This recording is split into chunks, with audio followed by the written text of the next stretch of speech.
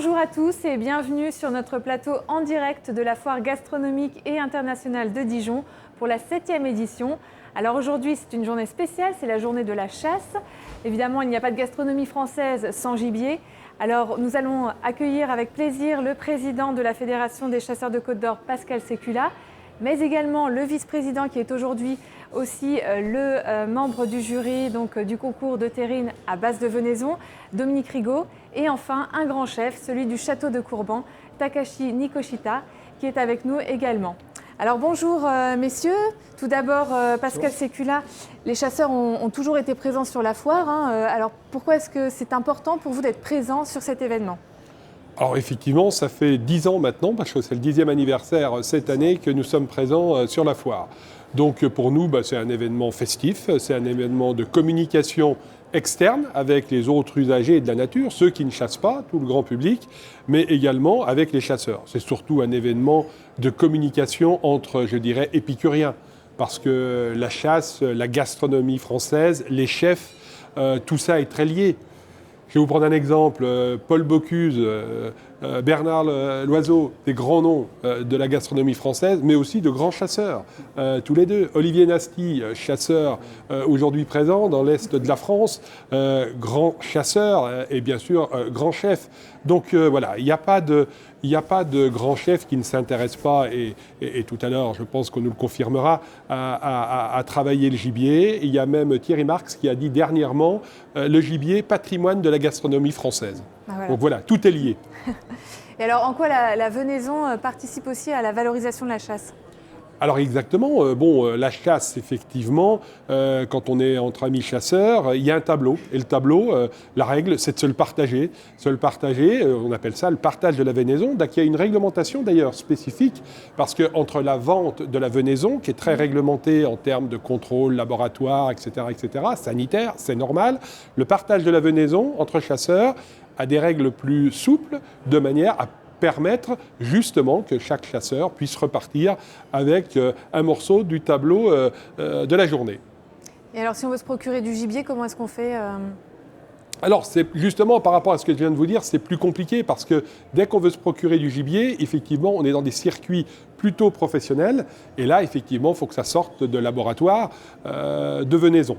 Alors, c'est la grande difficulté, vous avez raison d'en parler, qu'on a sur l'ensemble du territoire national. D'ailleurs, il y a un projet là-dessus, sur la venaison.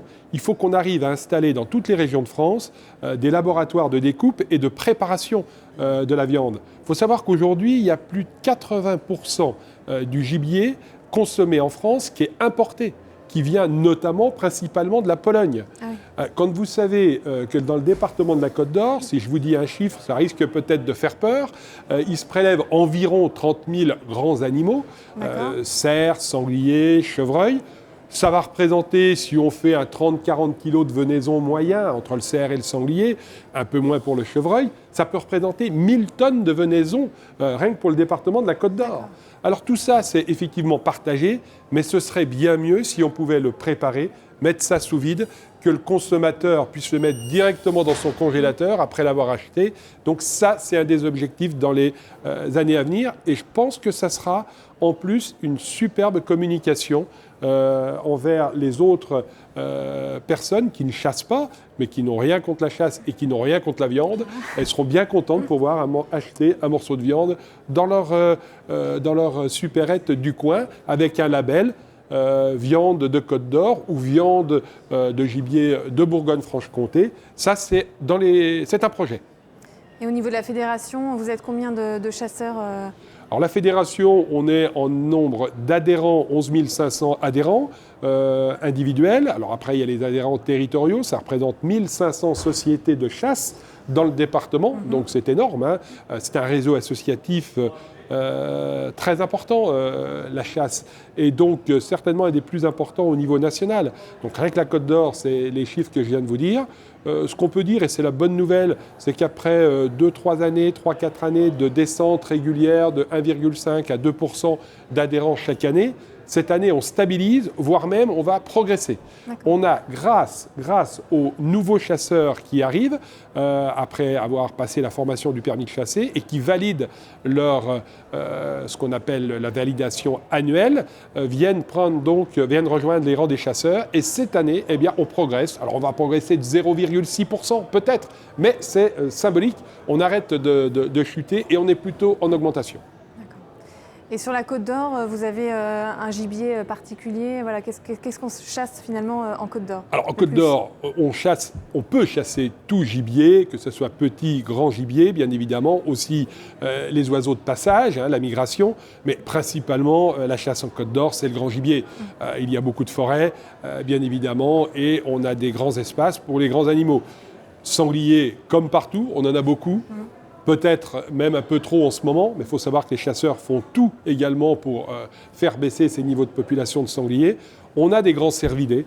La chasse en Côte d'Or est effectivement une chasse importante au niveau du grand cervidé, avec des trophées de très belle qualité. On a plusieurs médailles d'or chaque année ou plusieurs médailles d'argent et de bronze. Donc le département de la Côte d'Or est une terre d'excellence au niveau des trophées. D'accord.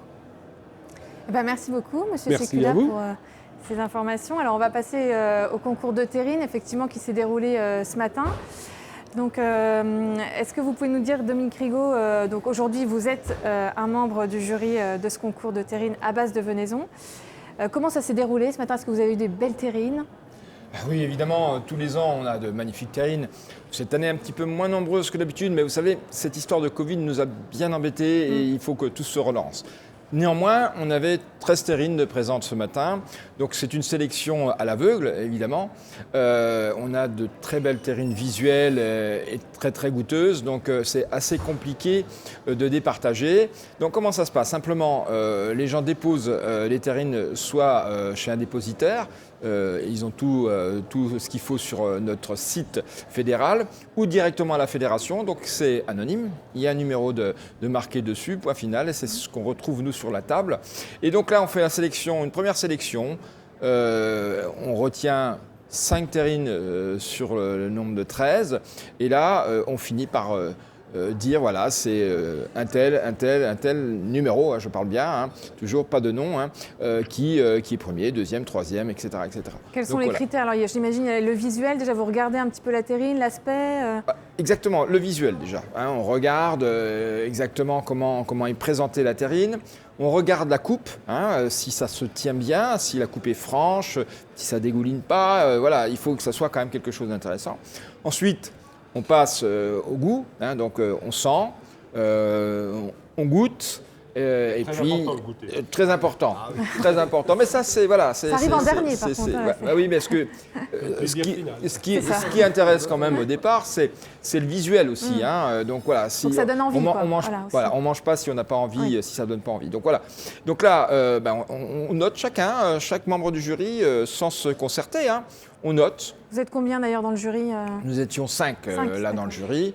On peut être 6, c'est pas un souci. Et il faut être chasseur pour être dans le jury ou Alors, généralement, on a 2 membres de la fédération. L'amicale des cuisiniers sont présents aussi en grand nombre. Ils sont 2, Stéphane, Jean-Pierre Blanchard, Bernard Dugier. Ils sont encadrés par des chefs, par des professionnels, pour avoir un avis technique. Exactement, parce qu'on n'a pas vraiment les mêmes goûts, mais on s'aperçoit quand même, alors je ne sais pas si c'est parce que c'est notre 10e année et que nos palais s'affinent, mais en tous les cas, on se rapproche dans les notes. On arrive à converger tous sur quasiment les mêmes notes.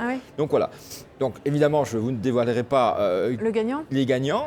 Parce qu'il y a plusieurs. Alors ça sera autour de 18h15 après les discours, etc., etc. Donc là, on donnera les lauréats. Donc chaque lauréat aura évidemment des lots, mais tous les participants auront un petit présent parce que c'est un effort énorme de nos chasseurs ou des femmes de chasseurs, je le redis, de venir nous présenter leur terrine et on doit les récompenser.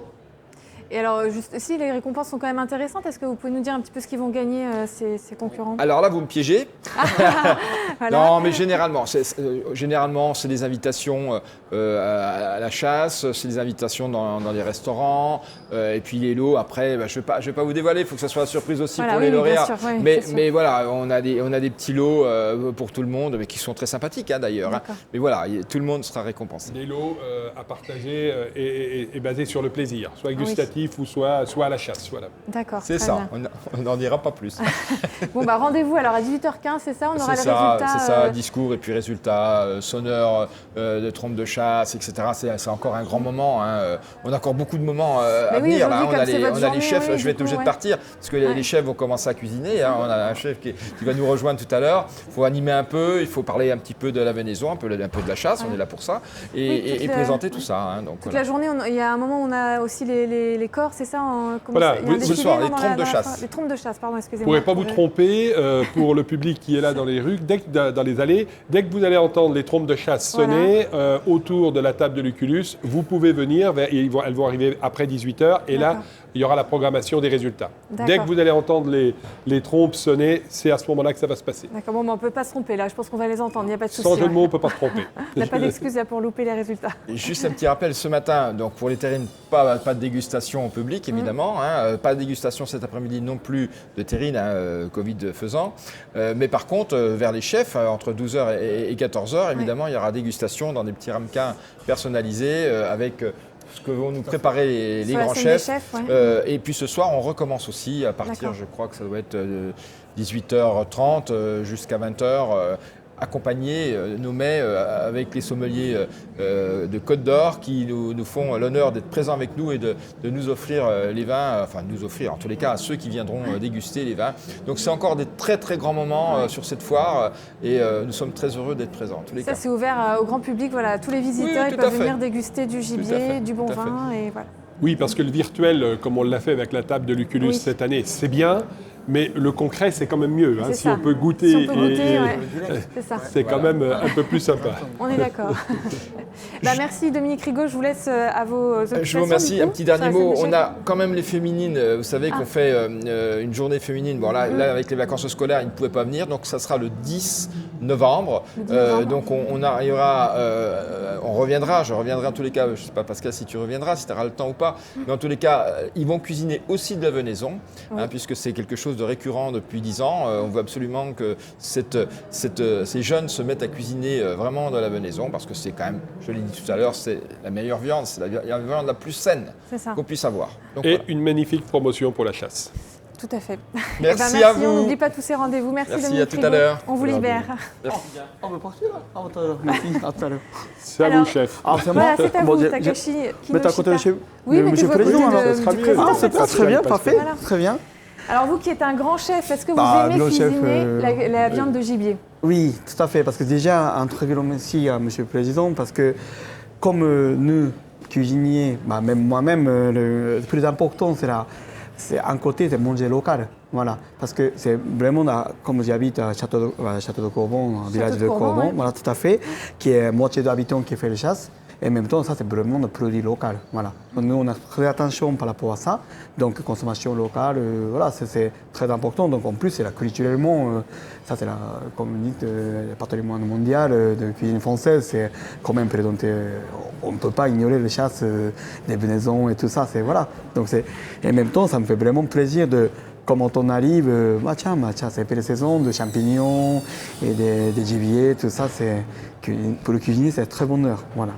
Et est-ce que c'est compliqué de cuisiner du coup la viande de gibier, la maison? En fait, oui et non, parce que j'ai la chance que j'ai travaillé pendant 8 ans avec côté de M. Jean-Pierre Biou, qui est spécialiste de gibier. Donc, tous les ans, on a mis carte principale. À part de cartes, on a des cartes gibier qui étaient présentes à 14 exactement, 14 plats différents. Sur la commande, les vins royaux, le charcuterie de Péredoro, salami poêlé de Péredoro, de pigeon lami au royal et tout ça. Ça, c'était vraiment. Tout ça, j'ai appris comme ça parce que c'est une très bonne école.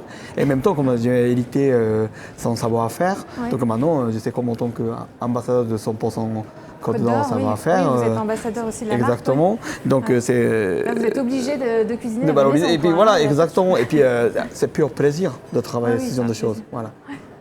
Et alors, est-ce que vous pouvez aussi mêler cuisine japonaise de vos origines et puis la Oui, Venise, exactement. parce que Vous savez qu'au Japon, on mangeait beaucoup de gibier aussi. D'accord, Parce non, qu'il y a je savais beaucoup pas. de. Voilà. Parce que, vous savez, au Japon, il y a quatre coins de mer, mais quand même, il y a beaucoup de montagnes et tout ça.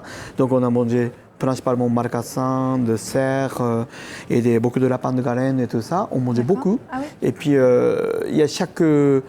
Même histoire, il y a 100 ans, ils ont inventé le. C'est pas comme un livre royal, mais c'est quand même le lapin de Garenne à la façon avec le poivre séchouan, tout ça. Ça, on a toujours ma grand-mère qui faisait, et puis même ma mère. Voilà, c'est moi, j'ai fait moi-même aussi. Ça fait aussi partie de la culture japonaise. Alors. Exactement, Je parce savais que pas, c'est il y a intéressant. il y a deux cuisines qui étaient classement de patrimoine mondial. C'est la cuisine japonaise et la cuisine française. On a beaucoup de choses en commun, et puis beaucoup de culture, 4 saisons. Voilà, on a bien profité vraiment géographique et tout ça, donc voilà. Ah bah c'est intéressant. Et, alors, et vous, au château de Courban, Oui. qu'est-ce que vous proposez? Est-ce qu'il y a des plats particuliers que vous proposez avec de la venaison? Ah, justement, parce que j'ai la chance que, grâce à la fédération, on a eu des pigeons armiers, qui étaient magnifiques pigeons armiers que j'ai eu. Donc j'ai tout de suite transformé comme façon à la compote loyale et tout ça. Donc maintenant, j'ai servi un peu le client, juste pour la mise de bouche, parce que c'est vrai que des fois, quelqu'un qui aime pas, parce que je n'ai pas forcé de manger quelque chose comme ça. Donc simplement, notre maître d'hôtel qui a proposé, vous aimez le gibier, chef, il a vous préparé de pigeon royal et tout ça. Mais à ce moment-là, 99%, ils ont dit oui et ils sont contents. Et puis ils ont déjà des fois réclamé, le client il réclamait 2 fois le manger Ils des choses. reviennent, Voilà. ils leur demandent après. Voilà, encore, ouais. exactement. Parce que déjà, avant tout, il y a des produits de qualité. Voilà, oui, c'est produits ça. de qualité. Après, juste un petit peu de touche de cuisinier. Voilà, De toute façon, à partir du moment où c'est fait par un chef cuisinier qui fait de la bonne gastronomie, c'est forcément bon. On peut Mais avant tout, il y a des beaux produits. Ah, Voilà. voilà. La matière Et des beaux première est le produits, grand ouais. chef et ça Voilà. va bien. Ah Et bah ça fait super, tout, hein. Non, mais parfait. c'est Ça me vraiment- fait plaisir. Voilà. Tout à Moi, je fait. fais confiance aussi en général. On peut y aller les yeux fermés. Voilà. Et puis d'ailleurs, vous allez recevoir apparemment les chasseurs bientôt chez vous, alors On va c'est les ça faire Ouais. à titre privé. Je vais bientôt aller bah, chez dis donc. vous et ça sera un grand plaisir. Bah, justement, vous avez donné la Parce qu'au pression. printemps- Oh là là là. au printemps prochain, ah non, pas de pression. on va dire. Au Ah bah, c'est contraire, quand même, parce que ça sera un grand plaisir. ça me fait plaisir. Voilà. Eh ben, en tout cas, merci beaucoup à tous les deux, à tous les trois, puisque Dominique Rigaud est parti. Donc il est presque 13h, notre émission se termine. Je vous souhaite à tous un très bon appétit. On se retrouve demain à 11h30. On parlera de truffes, on parlera de jambon persillé et également d'œufs en aussi. meurette avec le champion du monde. Je vous dis donc très bon appétit et à très vite. Merci beaucoup, bonne journée.